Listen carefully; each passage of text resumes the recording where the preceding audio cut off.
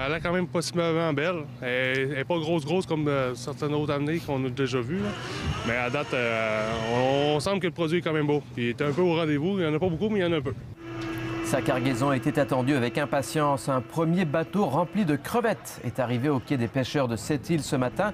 Et dans la région, elles sont aussi attendues que les chocolats de Pâques. C'est le coup d'envoi de la saison de la crevette.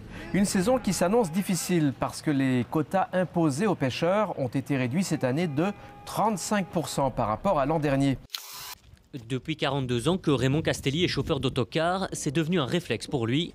Il ne dépasse pas les 90 à l'heure.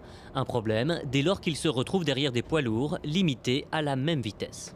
Un autre camion va venir derrière moi et moi je ne pourrai pas doubler, donc je vais rester entre deux camions. Mes chauffeurs, cité le champion, appuient sur le champignon et dépassent maintenant les camions.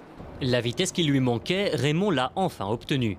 Désormais, les autocars sont autorisés à rouler à 100 km/h sur les autoroutes, une vieille demande du secteur qui ne comprenait pas pourquoi la Belgique était plus restrictive que ses voisins. Des places de stationnement payantes pour les voitures, mais aussi pour les deux roues. Une première en France. Et oui, après Tokyo ou San Francisco, maintenant c'est à Charenton-le-Pont. On aurait pu croire à un poisson d'avril, mais non. Je trouve que c'est un petit peu pousser les choses à son extrême. Pour la mairie, que ce soit avec 2 ou 4 roues, on occupe l'espace public. Pas d'accord, disent les motards, surtout ceux qui sont en colère. Dans ces cas-là, pourquoi on ne va pas faire payer les vélos, les patins à roulettes, les trottinettes, on va faire payer tout le monde? Non, à un moment donné, il y a des modes de transport qui apportent des plus-values en termes de fluidité. Il faut le reconnaître. Pas de raison de les faire payer, bien au contraire, il faut les promouvoir. Si l'ascension est impressionnante, c'est surtout la descente qui crée les sensations fortes.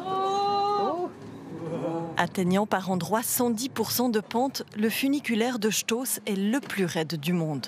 À tel point que l'on ne sait plus si l'on est dans un téléphérique ou un manège. Le trajet devient une attraction en soi et vient compléter l'offre d'activités en plein air. Et parfois, bien au-delà des attentes. Le New York Times l'a même élu 5e des 52 lieux à visiter en 2018.